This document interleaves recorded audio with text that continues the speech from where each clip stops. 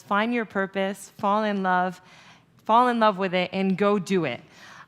She's putting this into practice for herself and others, enabling entrepreneurs to develop skills and scale up in South Africa, and also other parts of the world.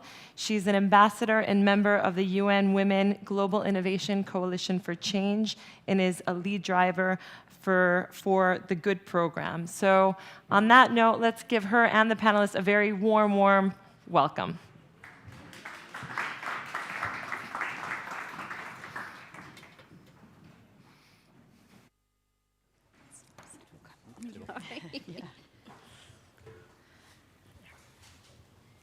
Well, hello, everybody. I'm particularly interested to see that there's more men in the room versus female, but it's a good start. We're very excited to be here today, and I think the topic is very critical and very pertinent, something that's not going to go away and something that we need to address. But to start off, I want to hand over to my esteemed panel, and they're the experts, starting over here with Laura, to do a brief introduction about herself and what she does, and we can move on to the questions. Sure. Hi, everyone. So I'm Laura Connell. I'm one of the principal investors at Balderton Capital, based in London. So we are the most active Series A investor, investing across regions such as Iberia, France, Nordics, Germany, and of course the UK. And thrilled to be here to talk about this really important topic. So I can't wait to dig in. Hi, I'm Caroline.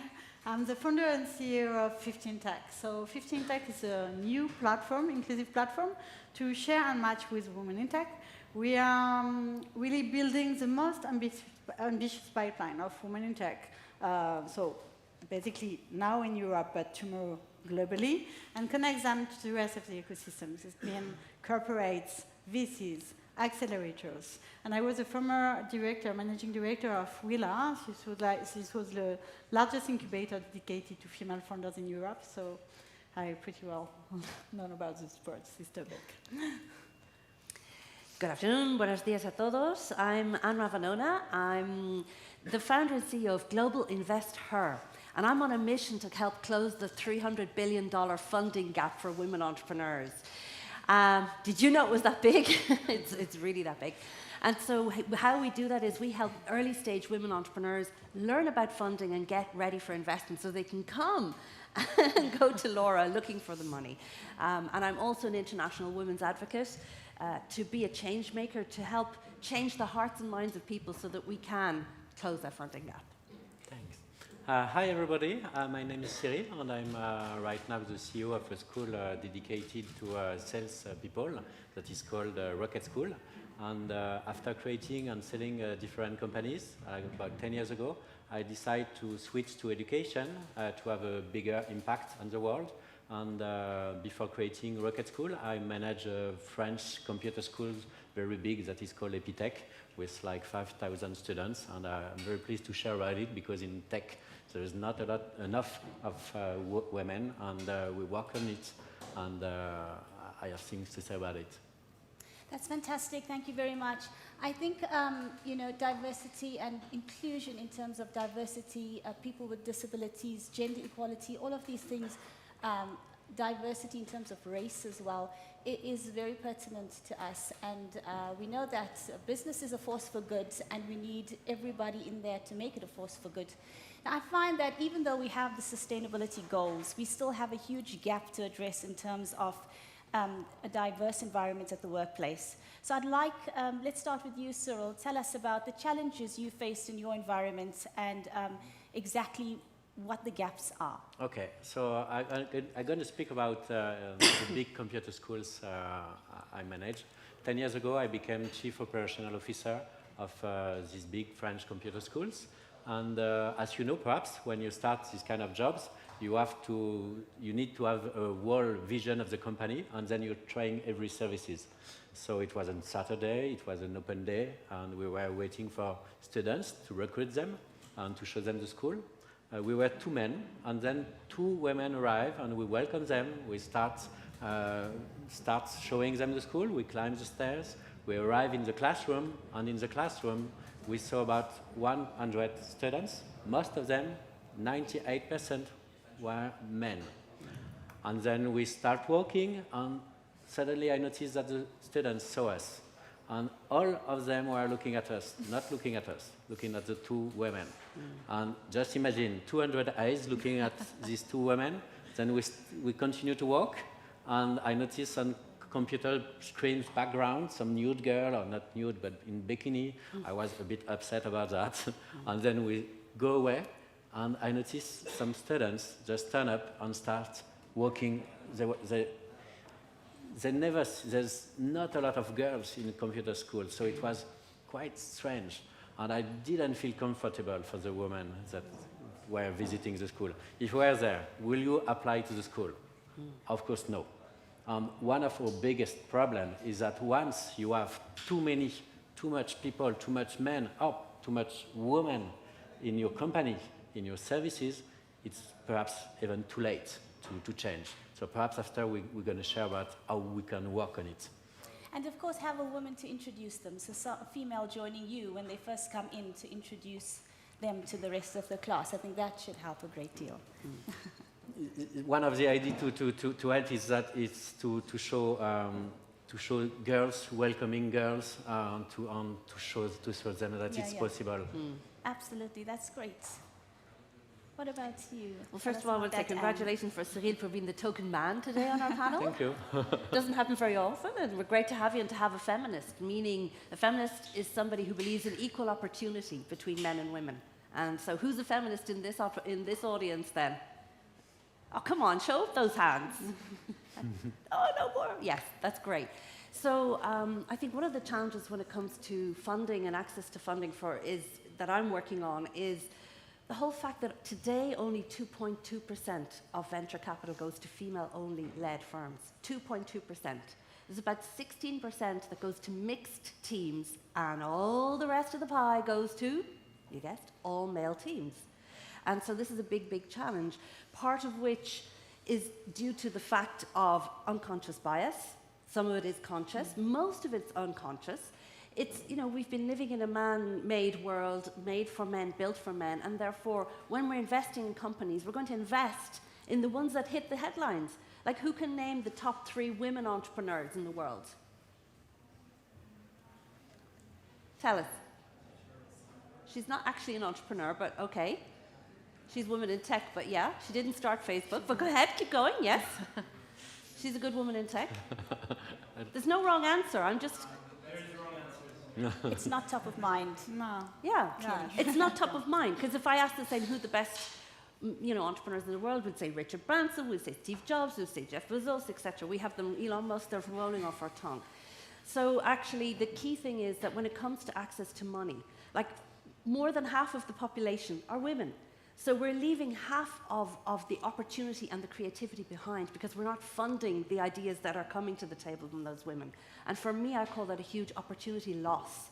So we can actually, change the world if we have more women being funded and their ideas being funded. Because guess what, guys and women? We see the world differently. Who agrees with that? So therefore, if we see the world differently, we see problems differently and therefore solutions differently. So I think one of the key challenges is not enough funding, not enough women investors, which I'll let Laura come to, and really a general awareness of the problem, because most people don't even know it exists, and that we've got to change. Yeah. What about you? Tell us a little bit about your challenges that you faced with Karen. Yeah, so my challenges, I have a lot, but it was more about female founders, we saw the challenges, and I want to say that we have no pipeline problem. We have 10 to 50% of women entrepreneurs in Europe. And we partner with Vivatex. This was one of the biggest events in tech this year. And we received 450 applications coming from 55 countries all over the world with a lot of AI startup. It was really crazy with a great turnover. We know that gender-balanced startup are performing better than all male startups because the AI is really better. So this is not a pipeline problem, this is a process problem. So we need to change. So the unconscious bias, clearly, the questions are not the same for women and for male. So investors are asking prevention-oriented questions for women. for 66% of the population, and 68% of promotion-oriented question for males. So that means, how do you conquer the market for a man? And how will you success for women? Just see the position of your body when you have like this kind of question. So we need to master the code as a woman, as a female founders. We need to know the rules, and there is a lot of things we don't know about. So that's the job of today. So this is not a pipeline program. If you open the door, if you stop the pitching process, just to tell you a story, Microsoft Reactor in London stopped the pitching process. This is a scale-up program, so this is not the baby early stage startup. They got like 35% of female co-founders in less than 1 year just by stopping that. So it's like, it's mean putting a form, looking at the soft skills, you will talk about that, and having a conversation about the real business. The fact is that the code of the startup ecosystem is really cowboyish. This is a bro culture coming from the Silicon Valley. And the guys, we are educated to say we will kick ass the market, we are the best, we will win everything, give me the money. But the fact is that now, 83% of the IPOs are not sustainable model. And you saw with WeWork, it's like we have really a big problem because we are faking something. We are losing. It's like this growth scalability. In fact, it's just something, it's a story. And when it comes to the true market, it's like something really difficult to understand. So we have no pipeline problem. We need to find the access, and we need to change the process. And in terms of women in tech, I will be like shortly, and just you will jump into after that, Cyril. But the problem is not the attraction today. Is that women are leaving tech, actually. When they are in the workforce, if you are like 1 or 2 women in your company, 45% of them are leaving definitely the tech after the first job. Why? Because we have a toxic culture inside. It's not like, when you have like 10%, it's normal. You are like, between males, it's the same for a guy in a woman's team. It's terrible. We'll address that as well, a special question for you on that. But what about you, Laura? What are the challenges you have in your environment? Yeah, I think there are 2 ways that we think about it. And it's not just about diversity, it's really about inclusion, right? So it's one thing to have a diverse workforce, but that can often end up looking a lot like tokenism unless you actually actively include people in the discussion. But I'll start by really addressing this point that you mentioned, which is that, it's my job as an investor, it is just true, it is fact that diverse teams, not just talking about women, but social class, ethnicity, education, disability, we fundamentally know that those teams provide greater returns. So there is just a very practical point as an investor, which is it is in my interest, it is in all our interest to find diverse founders and encourage them to develop diverse teams and inclusive teams. Now, that's not to take away from the second point, which is, as you say, that there is a real kind of purpose for social good that these businesses play. And that's a critical one. I think there's so much discussion nowadays, rightly so, about responsible capitalism, etc., particularly for the bit of the economy that is the fastest growing bit of the economy for every Western or every developed economy. You simply cannot have the fastest growing bit of the economy not engaged with some key social and ethical issues. But, so not to treat it as a secondary point, but whenever I have discussions, I always start with that first one, which is, this is not just a kind of nice to have. If you're in the business of making money, you've got to look at diverse teams. It's in all our interest to do that.